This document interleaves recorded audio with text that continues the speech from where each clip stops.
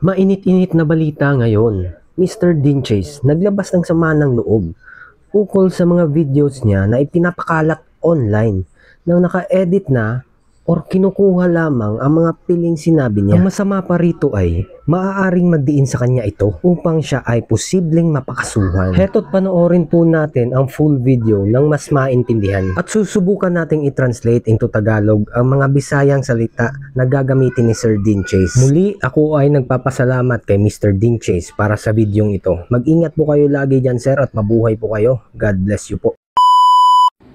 Hello, maayong adlaw ka natong tanan. Okay ba sa oras sa diha, but right now, upon recording this video, it is exactly 12:30 here in the state of California. I just want to thank you guys for supporting what we are fighting for. We're fighting for truth, freedom, and the sovereignty of our country. Now, karon, I've actually seen this coming from a mile away. Kibaw gyud kayo ko nga i-take out of context so akong last live ganin ako nga katong nag-teleport ko from one place to the other, 3 locations while on live. Daghan kay kog nakita ang videos only recently nga of me katong from my last live nga ila jong gi-take into account ang katong information ganin ang gi-feed sa kuha. Kato ganing purtigo nilang paninguhan nga kasuhan kong inciting sedition. So ilang gi-splice ang mga clips sa katong last live nako, unya ilang gipang post as true. So I actually have seen this coming from a mile away. I'm telling you. Kini sila ganahan purtigo nilang paninguha nga i-feed kog information nga mga sayop gani. Ganahan gyud kay sila nga kasuhan kong inciting sedition. Now what is inciting sedition? Now inciting sedition is basically pag-auhag sa mga katawhan nga mag-alsa against the government. Kanang akong mong encourage to revolt against the government ba? But that's not what I'm doing. I'm simply trying to let you know that you guys have rights. You have every right to demand transparency, accountability from the public officials that we have voted to serve us and our country. Mauna ang akong giawhagan yung tanan. I did not say na kanang pag-revolution mo riha. No, I did not say that. Because I truly believe that the Philippines has a very robust set of rules and regulations set for our nation and the Filipino people. I believe in the Philippine government.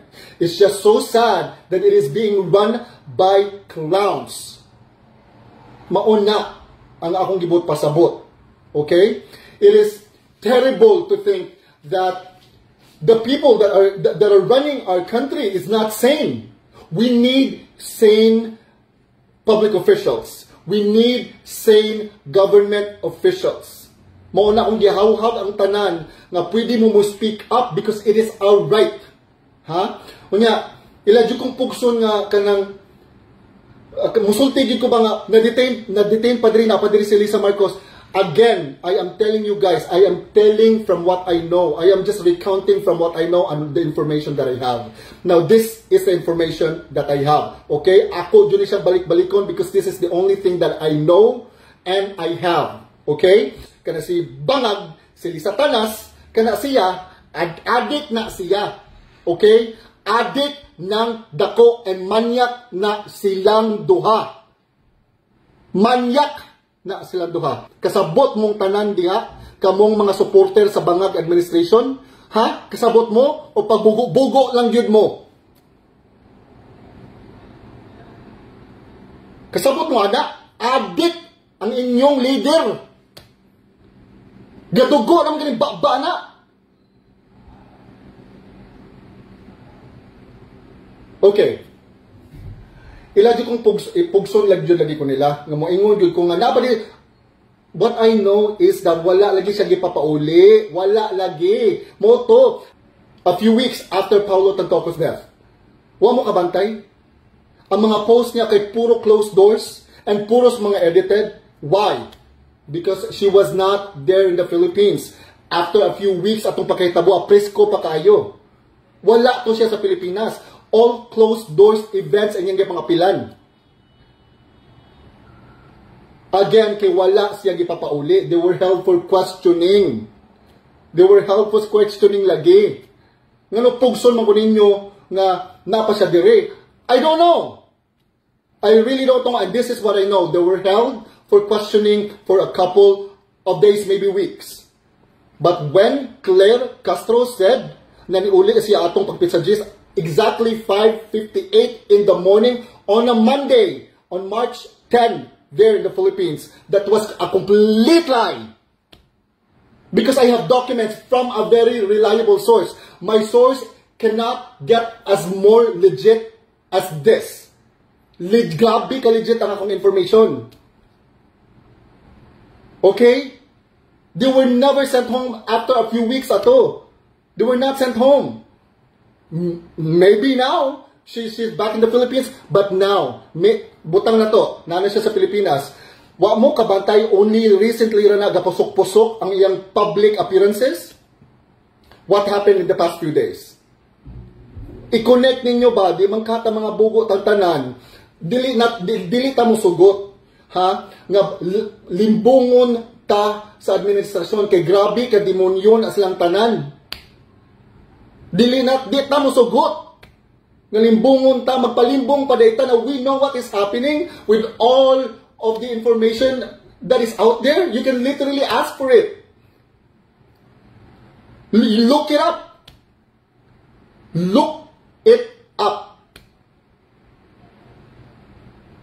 Napugson ko nga ba, dahil nag-send ako nga, Dean, you can trust me, send all of the documents, send all of the recordings, the audios, and the videos. Bogo ko? Nga isend man ako ninyo. Pagtanong na ko yung friends, 63 kabok friends, 13 kabok friends, napay mag-message na ko, kanang 3,000, 6,000 ng friends, pero locked on profile. You think that I am that dumb to send you all of the information that is literally keeping me alive right now? I am being followed, I am being monitored, and if something happens to me, it blows off. Nagtuo mo nakakwarta ko ani akong ipangbuhat. I am not monetized in Facebook. Kay grabe kayong mga pag-mass report sa every post nako. Kiba ba mo gipang-restrict ng mga post nako? Tanang post ako about di kuan kanang unsa naka-addict ng inyong bangagya nga kanang presidente. Gipang post, mass report. I am not monetized. I am just doing this for the pure love and concern of our country.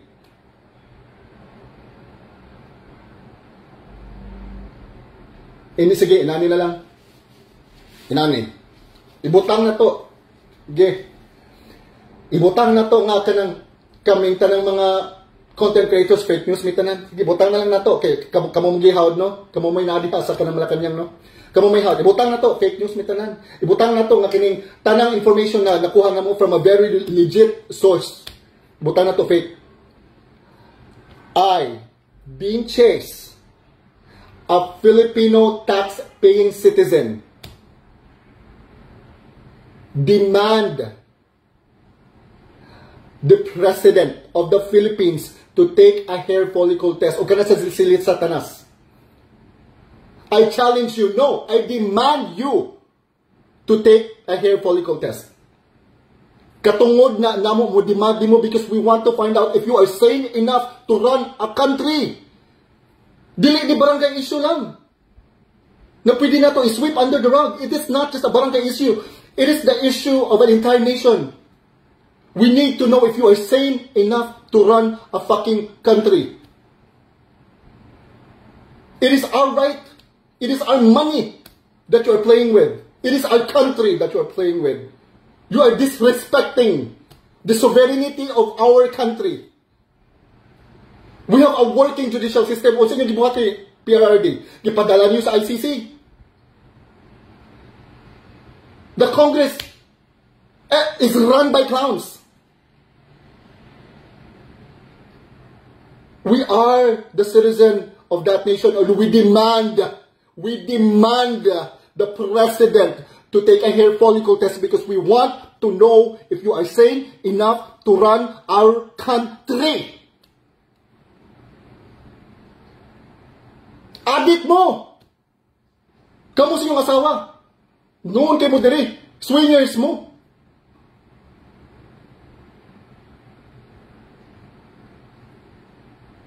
Kapakauwang mo eh. Kapakauwang mo. Despicable, disgusting people.